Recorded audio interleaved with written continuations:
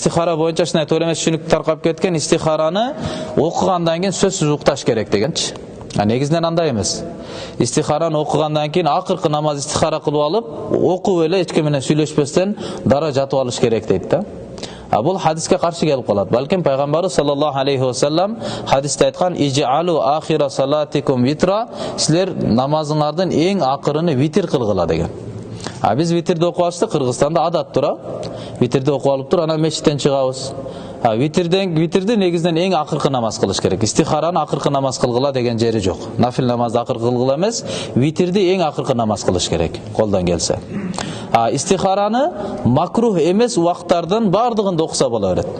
Ал истихара окуп алгандан кийин кааласаңыз жумуш кылсаңыз да болот, башка кылсаңыз да, уктасаңыз да, чай ичсеңиз да болот. Истихарага байланыштуу андан кийин уктасын, түштү күтсүн деген андай шарт жок. Качан эле окусак боло берет.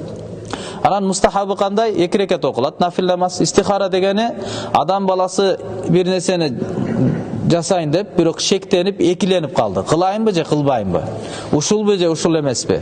Депчи, шектенип калганда ошондо окула турган намаз. Дагы бир жолу истихара бир нерсени кылам деп жүрөктөн чечти. Сөзсүз кылам деп. Тобокел кылыш үчүн дагы окула турган намаз.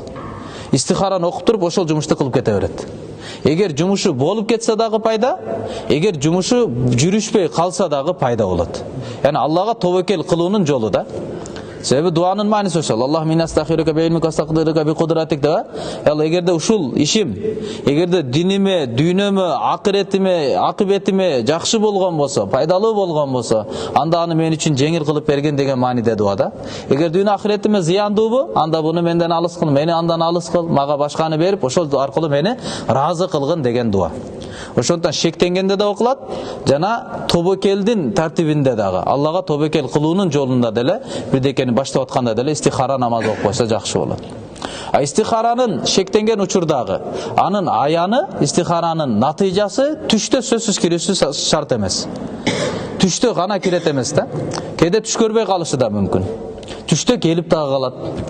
Түш аркылуу дагы билинип калат. Бирок ошол гана эмес. Кээде көпчүлүк учурда адамдын ою бир тарапта болуп калат. Ошо жүрөгүңүз, көңүлүңүз бир тарапка тартып калат. Ушуну кылсам деп каласыз. Же болбосо койчу деп жүрөгүңүз, көңүлүңүз тартпай калат. Кылбай эле койсом экен деп каласыз да.